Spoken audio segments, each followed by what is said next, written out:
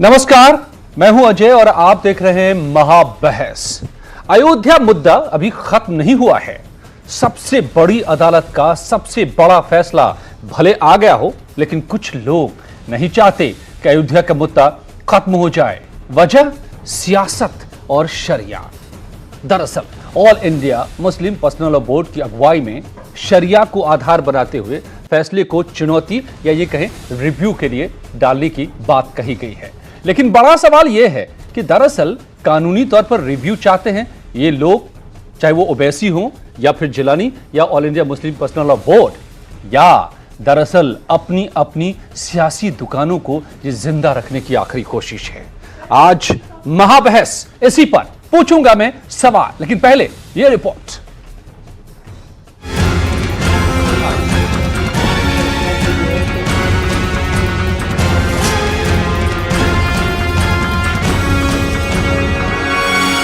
एक फैसला तो ये है कि हम रिव्यू फाइल करेंगे। ये बोर्ड ने फैसला कर लिया है।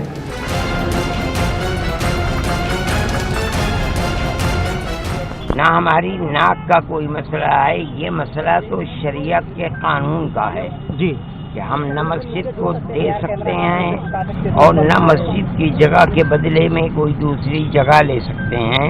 फैसला आ गया, फैसले को भी हमने मान लिया। हम हिंदुस्तान के मुसलमान हैं तो हिंदुस्तान का संविधान भी मानते हैं। अब हम इससे आगे नहीं जाएंगे।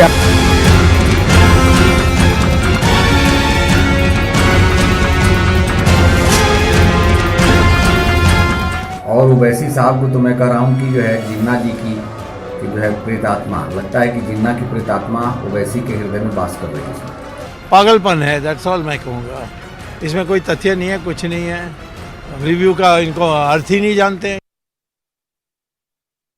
जी हां, तो क्या कौन अर्थ को जान रहा है और फैसले का आधार क्या है जिसको चुनौती देने की कोशिश हो रही है या फैसला लिया गया है? और जो लोग फैसला ले रहे हैं क्या वो मुसलमानों के नुमाइंदे हैं? ये वो तमाम सवाल है। लेकिन जरा समझिए कि अदालत ने फैसला देते हुए साफ तौर पे कहा है कि ये आस्था के आधार पर नहीं, कानून के आधार पर फैसला लिया जा रहा है। तो फिर इस फैसले पर विश्वास क्यों नहीं? मस्जिद के नाम पर भड़काऊ भाईजान जो काम पर उतर आए हैं, क्या उनका मकसद है? दो फाड़ हो चुके हैं मुसलमान, साफ दिख रहा है। बल्कि जो फैसले के रिव्यू की बात कह रहे हैं, चंद मुसलमान उनके साथ नजर आ रहे हैं। बाकी पूरा देश, चाहे वो हिंदू हो या मुसलमान, सबको यकीन है फैसले पर। सभी स्वागत कर रहे हैं इस फैसले का। अब इस बात को समझिए कि ये जो फैसला दिया गया है, जो कहा गया है, क्या बड़ी बातें हैं इसमें कि कानून के आधार पर फैसला लिया गया है, आस्था नहीं है। यात्रा वृत्तांत और ASI archaeological survey of India की जो खुदाई है, उसमें जो उसकी जो रिपोर्ट है 2003 में जो जमा किए गए थे, उसको आधार बनाया गया है। किसी के पास कोई कागज तो मिला नहीं, तो फिर सुप्रीम कोर्ट ने अपने विशेष अधिकार का इस्तेमाल करते हुए, आर्टिकल 142 का इस्तेमाल करते हुए, जहां पर कानून अपर्याप्त हो जाए किसी मामले को सुलझाने के लिए, साफ फैसला दिया। और उसके जो आधार बने वो जो यात्राओं में वर्णन है या फिर एएसआई की रिपोर्ट में। तो इसके बाद अब जो सवाल खड़े किए जा रहे हैं उनका क्या मकसद है, तो इसके जवाब मैं जानूंगा। मेरे साथ जुड़े हुए हैं खास मेहमान, यति नरसिंहानंद सरस्वती हैं, हिंदू धर्म गुरु हैं, मेरे साथ जुड़े हुए हैं। मनीष शुक्ला साहब बीजेपी के प्रवक्ता मेरे साथ जुड़े हुए हैं। मेरे साथ जुड़े हुए हैं वरिष्ठ पत्रकार राम कृपाल सिंह साहब। मेरे साथ मोहम्मद जावेद भी जुड़ गए हैं जो मुस्लिम लीग के नेता है। आप सबका बहुत बहुत स्वागत है। मोहम्मद जावेद साहब, सबसे पहले मैं आप ही से शुरू करता हूं। क्या आधार है चुनौती देने का?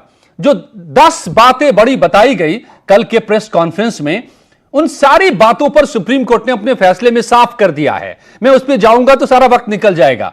वो सब बेकार की बातें हैं।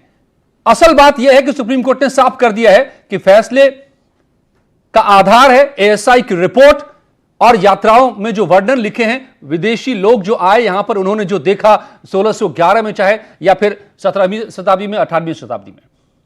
अब फिर से रिव्यू, वही बातें जिस पर बार बार वही वकील जो वहां भी कह चुके थे फिर से बाहर आके कह रहे हैं।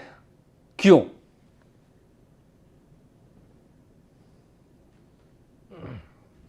देखिए, जस्टिस गांगुली ने भी इस पर सवाल उठाए हैं। आवाज नहीं आ रही है। आवाज नहीं आ रही है? हाँ बताइए बताइए, आ रही है आवाज?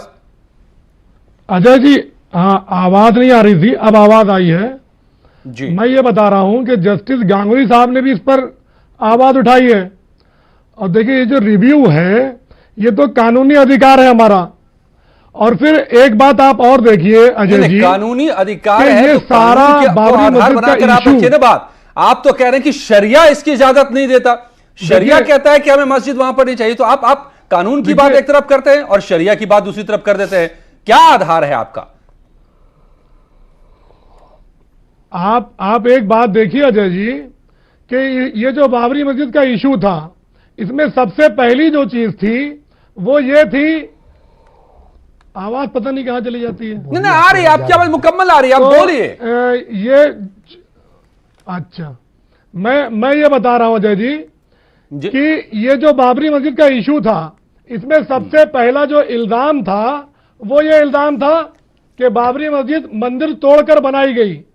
लेकिन सुप्रीम कोर्ट ने बता दिया, साफ कर दिया कि बाबरी मस्जिद किसी मंदिर को तोड़कर नहीं बनाई गई।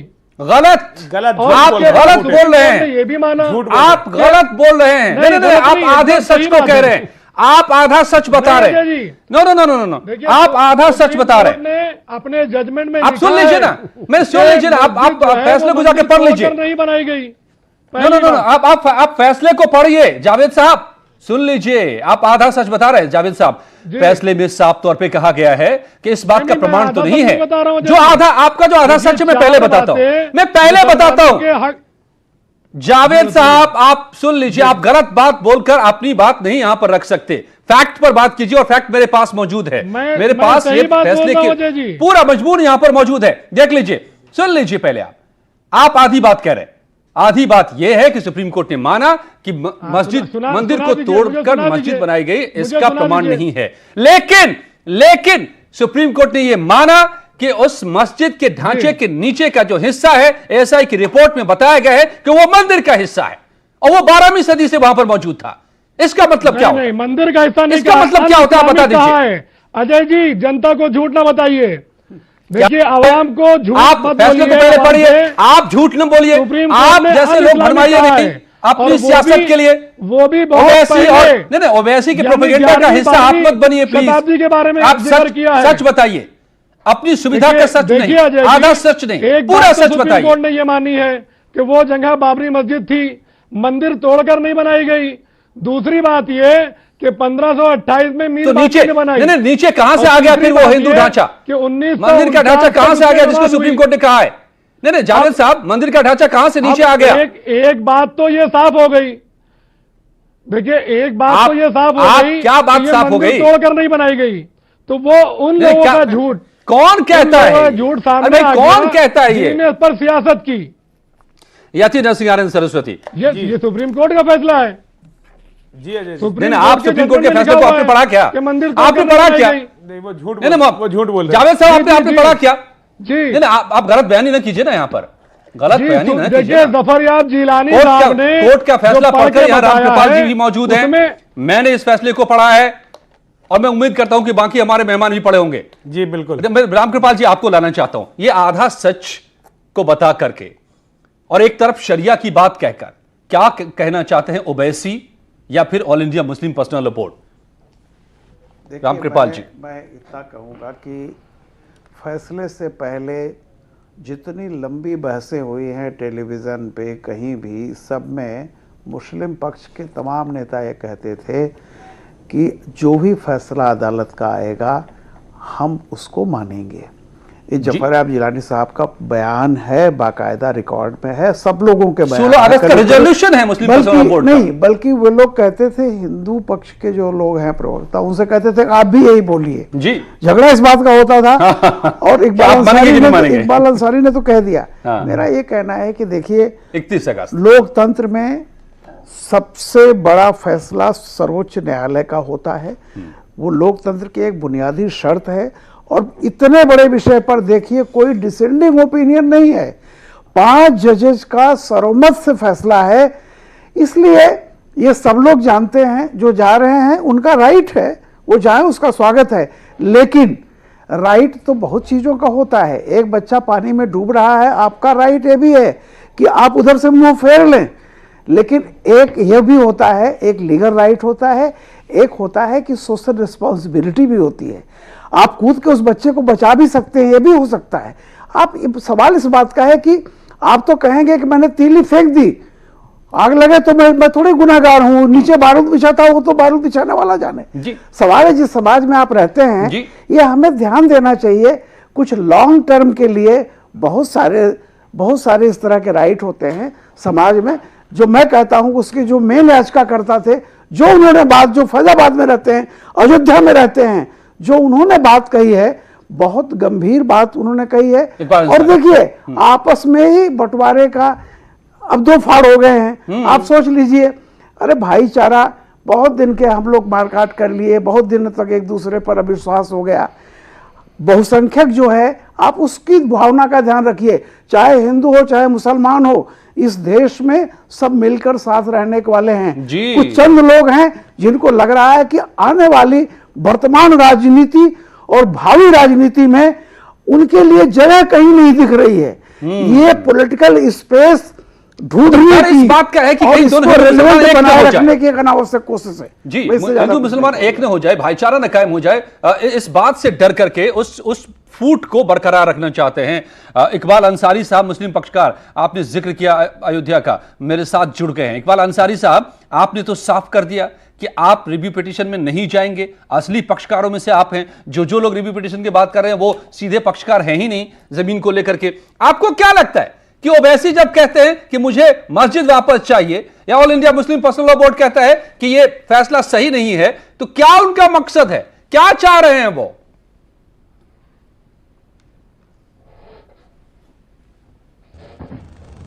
देखिए, हम जो चाह रहे हैं, यही चाह रहे हैं कि हिंदुस्तान में अमन और सुकून रहे, चैन रहे, हिंदू मुसलमान मिल के रहे।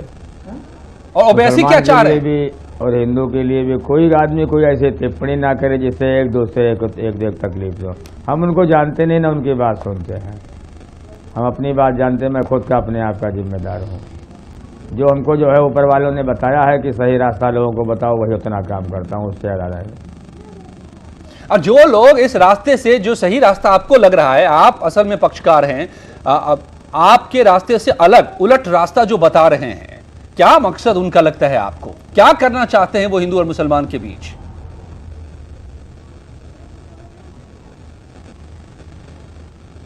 देखिए, सवाल जो है हमेशा जो है जात पात का नहीं होता, इंसानियत का होता है। इंसानियत पे लोगों को चलना चाहिए। हमारा मजहब यही सिखाता है कि आपस में कोई ऐसा काम न करो, कोई ऐसी बात न करो जो ऊपर वाले को बुरा लगे। जो कुछ भी होना था वो जो है हो गया है।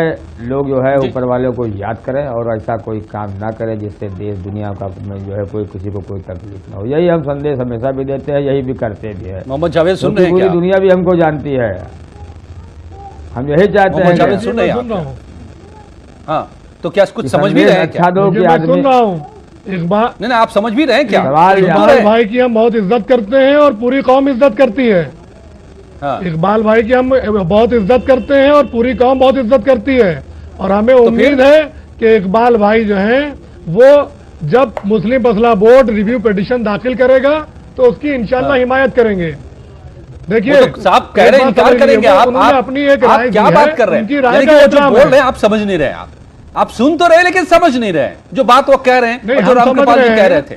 देखिए अजय जी, हम समझ रहे हैं, लेकिन मैं आपको ये बताना चाहता हूं, आप कुछ और समझा रहे हैं। देश का सारा मुसलमान मुस्लिम मसला बोर्ड के साथ खड़ा है। देश का सारा मुसलमान सारा मुसलमानों ने तो कह दिया, जो भी सारे मुसलमानों ने तो कह दिया कि नहीं, गलत कर रही है। एक मुसलमानों ने कह दिया। नहीं, आप क्या बात करें? चंद मुसलमान उनके साथ खड़े हैं। जी, जब 9 शुक्ला जी, मैं आपके पास आना चाह रहा था, आया था, बताइए। तो पूरे देश का मुसलमान मायूस हो गया था। पूरे देश का मुसलमान आपके मंत्री मोहसिन रजा ने कहा है कि ये वो लोग हैं जो सिमी वाले हैं। अपने लीडरशिप उन्होंने बयान दिया है, उन्होंने कहा कि जांच होनी चाहिए इस संस्था की, all India Muslim personal law board की। क्यों, आपको क्या लग रहा है? देखिए अजय जी, 9 नवंबर को एक कालजाई फैसला ये हमारी भी एक जो है, हम भी ये भी कहना चाहते हैं सम्मत से दिया कि लोअर कोर्ट इकबाल मैं कंटिन्यू करूँ अंसारी जी? जी मैं आता हूं आपके पास दोबारा। आप क्या कहना चाह रहे थे? जल्दी से बात पूरी कर लीजिए इकबाल अंसारी। आप देखिए, हम यही कहना चाहते हैं कि लोअर कोर्ट, हाई कोर्ट 70 साल, रिवीजन, ये सब कुछ देश का ही कानून है जी। लेकिन अब कोर्ट का फैसला जो हो गया, लोगों को मान लेना चाहिए। ठीक है, क्योंकि 70 साल बीत चुके हैं, कोर्ट का फैसला मान लेना चाहिए। जी जी जी। तो मैं कह रहा था कि कालजाई फैसला माननीय सर्वोच्च न्यायालय के 5 जजों ने सर्वसम्मत से दिया है और उसमें उसने स्पष्ट किया है कि आस्था पे नहीं बल्कि तर्क सबूतों और साक्ष्यों के आधार पे हम दे रहे हैं। उन्होंने स्पष्ट किया है कि मस्जिद खाली जमीन पे नहीं बनी थी। मस्जिद के नीचे जो ढांचा है गैर इस्लामिक है, जिसमें फूल पत्ती और मकर की आकृतियां मिली है जो हिंदू मंदिरों से मेल खाती है। जो नीचे की आकृति कह रहे हैं कि देश हिंदू राष्ट्र बन रहा है। सबसे पहली बात उन्होंने फैसले के बाद यही कही थी। मैं आ रहा हूं अजय जी। और फिर उन्होंने कहा कि मुझे मस्जिद वही चाहिए, उसी विषय और आप कह रहे रिव्यू पिटीशन। जी अजय जी देखिए, मैं उसी विषय पे आ रहा हूं। तो मैंने इसलिए इसको प्रस्तावना रखा कि सर्वसम्मत से साक्ष्यों के आधार पर और गैर इस्लामिक ढांचा नीचे मिला और मस्जिद खाली जगह पे नहीं बनी है। क्योंकि ये मुस्लिम लीग के साथी उसको बरगला रहे थे इस बात को अपनी बातों से रख के। तीसरी बात मैं कहना चाहता हूं, all India Muslim personal law board 1973 में एक एनजीओ जो बना वो all India Muslim personal law board है। क्या 73 के पहले इस देश में मुसलमानों की कोई आवाज नहीं थी? एक एनजीओ जो बना वही आज मुसलमानों की आवाज है, जैसा आप मुस्लिम लीग के नेता कह रहे हैं। इनके एक नेता हमारे साथ अक्सर डिबेट में बैठा करते थे, वो कहते थे मनीष जी आप कहो कि न्यायालय का फैसला मानोगे कि नहीं, हम तो मानेंगे। और आज क्या कर रहे हैं? तो अब तो ये जो मुस्लिम लीग के all India personal law board के जो लोग चैनलों पे बैठ के बोल रहे हैं वो आज क्या बोल रहे हैं, कल क्या बोलेंगे, इनकी बात पे भरोसा नहीं करना चाहिए। देखिए ये लोग राजनीतिक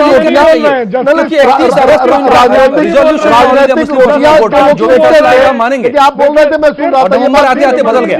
देखिए अगर आपको देखिए फिर ऐसे डिबेट नहीं होगी। मुस्लिम लीग सिर्फ मुस्लिम लगातार इस तरह की बातें लोग करते रहे तो इन लोगों की बात में कोई भरोसा आप नहीं करना चाहिए।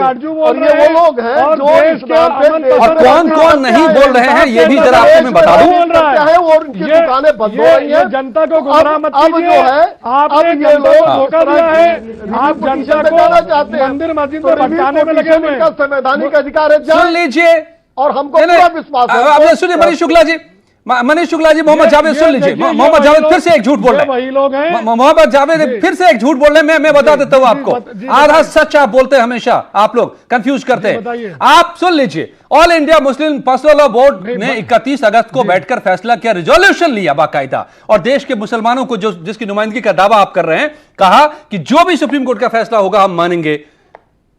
अगस्त में ये बात, नवंबर में अब रिव्यू पिटीशन, क्या मतलब है? दूसरा आपने कहा कि कौन कौन, सुन लीजिए मोहम्मद जावेद, आपने एक एक झूठ का पर्दाफाश यहां पर मैं कर रहा हूं, आप सुन लीजिए। अरे सुन लीजिए ना मोहम्मद जावेद, सुन लीजिए ना। रहनुमाई करते हैं, 73 के पहले इस देश में कोई रहनुमाई नहीं करता था। एक एनजीओ कह रहा है, ओके, नहीं कोई रहनुमाई नहीं करते, ये चंद मुसलमानों का करते हैं क्योंकि मुसलमान ही कह रहे हैं ये बात। ये आप मनीष शुक्ला बोलेंगे तो नहीं मानेंगे ना ये। मैं मुसलमानों की बात बताता हूँ।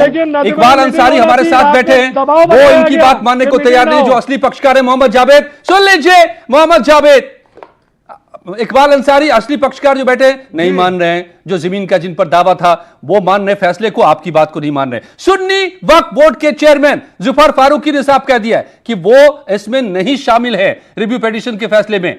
असली पक्षकार ये है, दोनों मुस्लिम की तरफ से नहीं मान रहे ये। मौलाना कल्बे जब्बार ने साफ कह दिया है कि अब फिर से रिव्यू पिटीशन की बात हम नहीं करेंगे।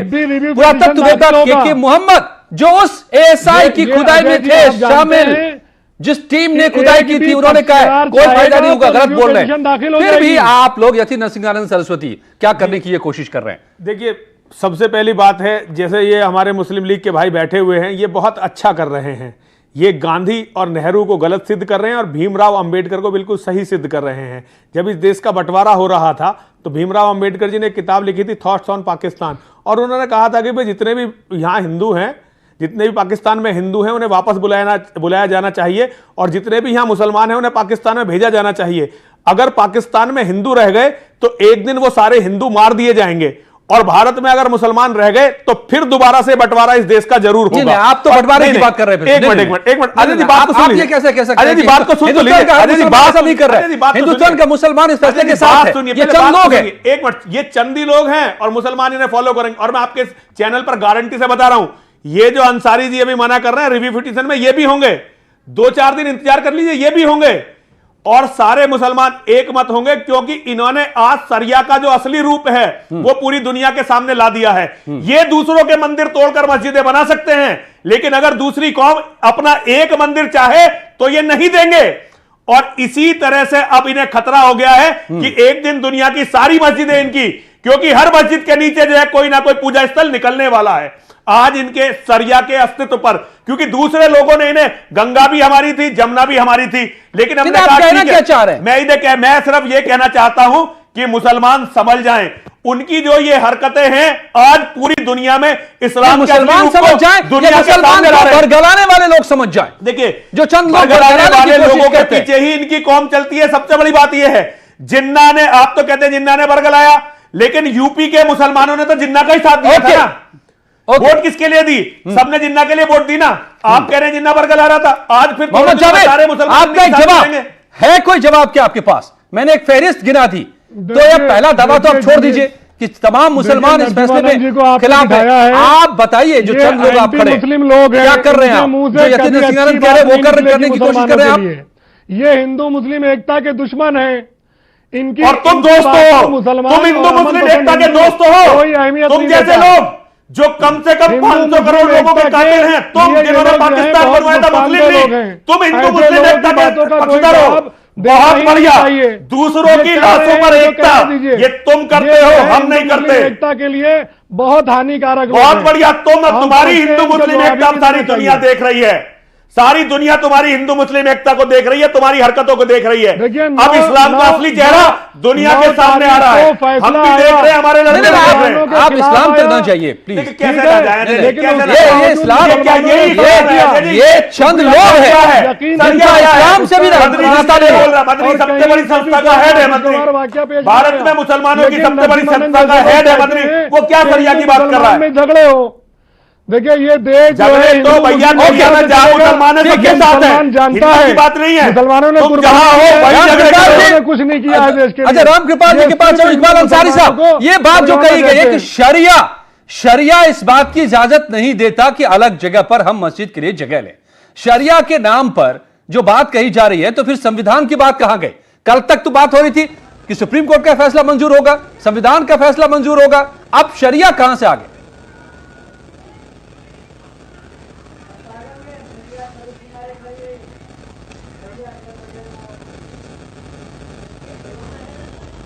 इकबाल अंसारी जी,